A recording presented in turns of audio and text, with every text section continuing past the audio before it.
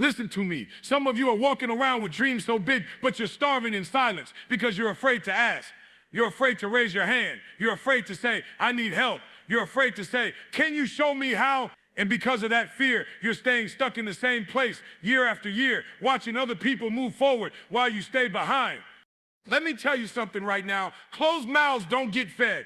You can pray, you can hustle, you can grind, but if you're too proud or too scared to ask, you're blocking your own blessing. The door you've been waiting for might already be open, but you're too afraid to knock. I need you to hear me clearly. Asking doesn't make you weak. It doesn't make you less capable. It makes you hungry. It makes you human. Every great person you admire, every CEO, every athlete, every success story had to ask somebody for something at some point in their journey. So if you're serious about going to the next level, stop hiding your need behind your pride. Stay with me, because in this message, I'm going to give you 6 truths that will change the way you see asking. By the time we're done, you'll never stay silent again when you need to speak up. Let me be real with you. Some of you aren't losing because you don't have the skill. You're not losing because you're lazy. You're losing because your pride is louder than your purpose. You want to do everything on your own. You don't want to admit that you need help, that you don't know something, that you can't carry it all by yourself. You think independence means isolation. But let me tell you something. Pride is a prison, and a lot of talented people are serving a life sentence inside it. When I was homeless, sleeping in abandoned buildings, eating out of trash cans, I kept telling myself, I'm good. I don't need nobody. I can figure it out. But the truth was, I was broken. I was lost. I was struggling. And the only reason it lasted so long was because I was too proud to ask for help. I thought asking made me weak. I thought it meant I failed. But let me tell you this. The day I swallowed my pride and said, I can't do this alone, was the day my life started to turn around. See, pride will have you dying of thirst while standing next to a well. Pride will have you pretending everything's fine when your world is falling apart. It's that voice in your head that says, don't let them see you sweat. But let me be clear, real strength isn't in pretending, it's in persisting. It's in being honest enough to say, I need help, but I'm not giving up. There was a young man I met after one of my talks, smart kid, ambitious, hardworking, but he couldn't get his business off the ground. I asked him, who's helping you?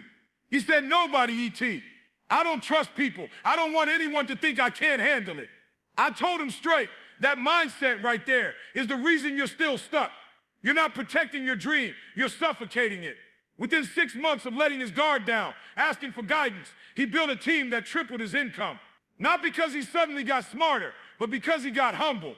Pride keeps you broke, not just financially, but emotionally, mentally, and spiritually. It keeps you from learning, from connecting, from growing. You can't pour into others if your cup is empty, and you can't refill it if you won't admit it's dry. Listen to me. You can't elevate if you're scared to expose your need. Every blessing requires a bridge, and that bridge often starts with asking for help. But pride destroys the bridge before you ever get to cross it. So I'm challenging you today. Drop the mask. Stop pretending you've got it all figured out.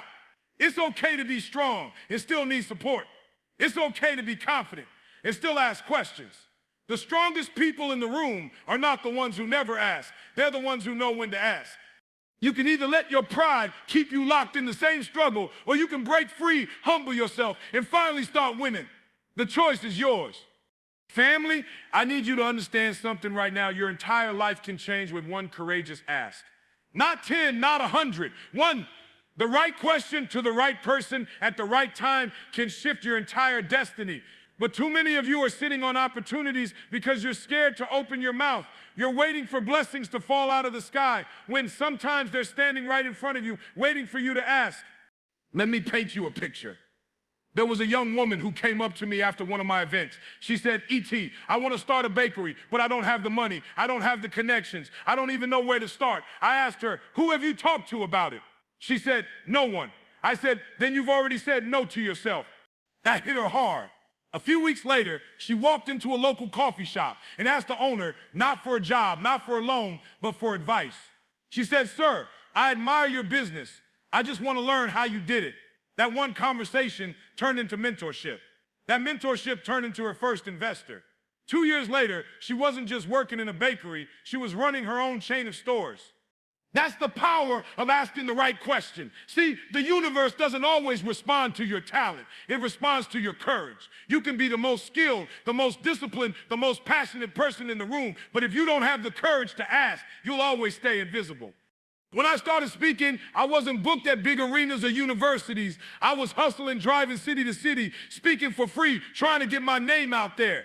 But one day, I asked the school principal, "Can I speak to your students for 10 minutes?" He said yes. That one yes opened doors to hundreds of schools, and those schools led me to stages all around the world. But none of that would have happened if I didn't ask. Listen to me carefully. The right ask isn't about begging, it's about believing. It's about saying, "I'm ready for more." When you ask with faith, with confidence, with intention, you're not just making a request, you're planting a seed. Some seeds grow overnight, others take time. But one thing is guaranteed, if you never plant, you'll never harvest. Some of you are sitting next to people who can open doors for you, but you're too afraid to say a word. You'd rather suffer in silence than risk being told no. But the truth is, the worst thing they can say is no. And guess what? You were already living with that no when you didn't ask. I'm telling you right now, the right ask can change your entire life. It can change your circle. It can change your income. It can change your purpose. But you'll never know until you open your mouth. So today, I dare you make the ask. Ask for the meeting. Ask for the guidance. Ask for the guidance. Ask for the opportunity, because the next door in your life might already be unlocked. You just need the courage to turn the handle. Let's be honest. Most of you aren't afraid to fail. You're afraid to be rejected. You're not scared of hard work. You're scared of hearing the word no. You're terrified that someone will look at your dream and not believe in it. But listen to me. Rejection is not the end of your story. It's the shaping of your strength. I remember when I first started speaking, nobody knew who I was. I would call schools, email principals, DM coaches. Nobody responded. One week, I sent over 100 emails and got nothing back. Nothing. You know how discouraging that was. But every time I heard silence, every time I heard no, I told myself, E.T., that's one step closer to a yes. And eventually, it was one school gave me a shot. That one yes opened the floodgates. But it never would have come if I quit after hearing no. Here's the truth. You can survive rejection, but you can't survive regret. You can't keep letting fear talk you out of your purpose. You can't keep sitting on your gifts because you're scared somebody won't validate them. Every successful person you admire, every athlete, every entrepreneur, every artist has a history filled with rejection. The difference is they didn't take it personally. Think about it. Michael Jordan was cut from his high school basketball team. Walt Disney was told he lacked creativity. Oprah was fired from her first TV job. Can you imagine if they had taken those rejections as final verdicts? There would be no Air Jordan, no Disney, no Oprah Winfrey Network. They didn't stop because someone said no. They used those no's as fuel to get better, sharper, hungrier. The problem is too many of you let rejection redefine your identity. You start saying things like, maybe I'm not good enough. Maybe I'm not meant to do this. No, that no doesn't mean you're not enough. It just means the timing, the place, or the person wasn't right. Every rejection carries redirection. It's the universe saying, not here, try again over there. Let me tell you about a young man I met in Detroit. He was trying to get a scholarship. He applied to 7 schools and got rejected by all of them. He wanted to quit. But instead, he kept going. He asked for feedback, worked harder, and applied again. The next year, he got accepted into one of the top universities in the country with a full scholarship. 1 year of rejection prepared him for a lifetime of elevation. So stop running from rejection. Run through it. Because rejection is not your enemy. Comfort keeps you quiet. Rejection teaches you to roar. Every no sharpens your yes. Every closed door strengthens your knock. Every person who doubts you gives you one more reason to believe in yourself. Listen to me. Family, rejection is the tuition you pay for success. It costs something, but it's worth it. So the next time someone says no, smile and say, thank you for my next lesson. Because your next level doesn't start when everyone believes in you. It starts when you believe in yourself, no matter who rejects you. Listen to me carefully. Asking doesn't make you weak, it makes you wise. Somewhere along the line, people started believing that asking for help means you're needy, that it makes you dependent, that it somehow lowers your value. But I need you to understand this. Asking is not a sign of dependence. It's a bridge to connection, and the right connection can change everything. See, nobody makes it to the top alone. Nobody.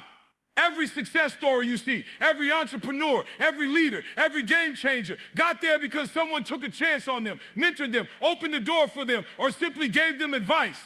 And the reason they got that help is because they had the courage to ask.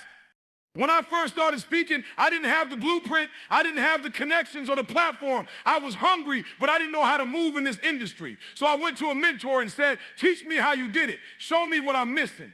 I wasn't asking for money. I wasn't asking for favors. I was asking for wisdom. That one conversation changed the trajectory of my life. It gave me the tools, the strategy, and the mindset I needed to grow. You have to stop thinking that asking equals taking. Asking means you're opening the door for collaboration, for learning, for partnership. You're saying, I see your light and I want to grow mine beside it. When you approach people with humility and genuine intention, they don't see you as a burden. They see you as hungry. And people love to help the hungry. Let me tell you about a young man I met in Atlanta. He wanted to work in the music industry but didn't have any connections. Instead of sitting around waiting, he started volunteering at local studios, cleaning floors, organizing equipment, and asking producers questions. Not annoying questions, intentional ones. Within months, one of those producers noticed his consistency and offered to teach him the craft. That young man is now one of the top engineers in the city. He didn't get there by begging. He got there by asking with purpose. That's the difference. There's power in how you ask. When you ask with the right spirit, it's not about taking, it's about building. It's about showing respect for someone else's journey while committing to your own growth. Too many people isolate themselves trying to prove they can do it all alone. But independence doesn't mean isolation. You can be strong and still ask for help. You can be confident and still seek guidance. That's not weakness, that's maturity. The truth is, connection multiplies capacity. One person can chase a vision, but a team can build it. And every team starts with one act of courage. Someone asking, can I learn from you? Can I help you? Can we do this together? So stop building walls and start building bridges. Stop seeing asking as a cry for help and start seeing it as a sign of hunger, humility, and growth. Because at the end of the day, you don't get what you deserve. You get what you connect for. The people, the knowledge, the opportunity you're praying for might already be within reach, but you'll never receive them if you stay silent. Open your mouth, open your heart, and build the connections that will carry you to your destiny. Family, let me talk to you about faith, because some of you say you believe, but you don't act like it. You pray, you journal, you talk about destiny and purpose, but when it's time to step up and ask for what you've been believing for, you freeze, you stay quiet, you let fear talk you out of your blessing. Listen to me, faith without action is fantasy. You can sort of say you have faith and then live like everything depends on luck. Real faith doesn't soar, just wait, it moves. Real faith says, I believe something greater is possible for me, so I soar, I'm gonna ask for it, expect it, and work for it. There's a verse I love that says, ask and it shall be given. Seek and you shall find. Knock and the door shall be open. Notice it doesn't say wait and it shall be given. It says ask. That's movement. That's communication. That's boldness. Asking is faith in motion. It's saying, God, I believe you have something better for me, and I'm willing to open my mouth to declare it. Let me give you a story. A young woman came up to me after one of my events crying. She said, E.T., I've been praying for a better job for 3 years. I've been faithful, but nothing's happening. I asked her, how many jobs have you applied for? She said, none. I'm waiting for the right opportunity. I looked her in the eyes and said, no, you're not waiting. You're hiding behind your faith. Faith is not waiting for signs. Faith is walking toward what you believe in, even when you don't see the full picture. She went home, updated her resume, started asking people in her network for leads. Within a month, she landed a position that doubled her salary. She didn't receive because she prayed harder. She received because she asked louder. You see, some of you are praying for doors that you're too afraid to knock on. You're praying for opportunities that you won't pursue. You say, God, open a door for me, but when he gives you a handle, you're scared to turn it. Faith isn't just believing the door exists, it's having the courage to knock. When you ask, you're declaring trust. You're saying, even if the answer is no, I believe something better is on the way. Faith is not about always getting what you want. It's about believing that whatever happens, you're still covered, you're still growing, and you're still moving forward. I've learned this in my own life. Every major opportunity I've ever received came after I asked for something with faith attached to it. I didn't always know how it would happen, but I knew who was in control. And that confidence gave me the boldness to speak up, to reach out, to step forward. So today, I'm asking you, where's your faith? Are you speaking like you believe or staying silent out of fear? Because faith and asking go hand in hand. One without the other is empty. When you truly believe, you don't wait, you move, you knock, you ask, you expect. Stop hiding behind fear and start living through faith. Open your mouth, claim your blessing, and let the world know that you believe what you prayed for is already on its way. Because when faith walks in, fear walks out, and that's when miracles begin to move. Let me tell you something. Great leaders aren't the ones who know everything. They're the ones who are brave enough to ask. They ask questions. They ask for help. They ask for understanding. They ask to grow, because asking isn't a weakness, it's awareness. It's knowing you don't have all the answers, but you're hungry enough to find them. See, most people think leadership is about control. They think being a leader means having all the answers, making all the decisions, being the smartest person in the room. But real leadership, authentic, lasting leadership, starts with humility. It starts when you have the courage to raise your hand and say, teach me, show me, guide me. That's not insecurity, that's intelligence. When I was young in this game, before the big stages, before the cameras, before the world knew my name, I didn't pretend like I had it all figured out. I asked mentors, coaches, pastors, teachers, anybody who was where I wanted to be. I said, how did you get there? What mistakes did you make? What would you do differently? And every time I asked, I learned something new that elevated my game. Let me tell you about one of the greatest lessons I learned early on. I met a man who had built a successful business from the ground up. I was hungry to grow, so I asked him straight up, what's the secret? He smiled and said, the secret is I never stopped asking questions. I never stopped being a student. Even when I became the teacher, that hit me hard, because that's leadership, staying teachable. The problem with a lot of people today is they want to look like leaders without living like one. They want the title, not the transformation. They want to be followed, but they don't want to learn. But hear me, you can't lead if you're not willing to learn. Asking questions keeps your mind sharp and your heart humble. It keeps your vision clear. Think about the greats. Steve Jobs asked why more than anybody. Oprah asked every guest questions no one else had the courage to ask. Martin Luther King Jr. asked, what can I do to make this world better? Their leadership started with asking the right questions, not with having the right answers. And when you become a leader who's willing to ask, you create a culture where others feel safe to ask too. You empower your team. You inspire growth. You show them that leadership isn't about ego, it's about evolution. There's a young entrepreneur I mentored who thought asking questions made him look inexperienced. He'd walk into meetings silent, afraid to speak up. I told him, son, people don't respect quiet, they respect curiosity. Once he started asking, not only did he learn faster, but people also began to see him as a thinker, a learner, a leader. So don't be afraid to ask. The people who ask are the ones who lead. They're the ones who grow. They're the ones who innovate. Asking is not the opposite of leadership. It's the foundation of it. Remember this. Leaders don't rise because they have all the answers. They rise because they never stop seeking them. So keep asking, keep learning, keep growing, because the moment you stop asking questions is the moment you stop leading. And I'm telling you right now, your next level of leadership is waiting on one bold question. So go ahead, ask it.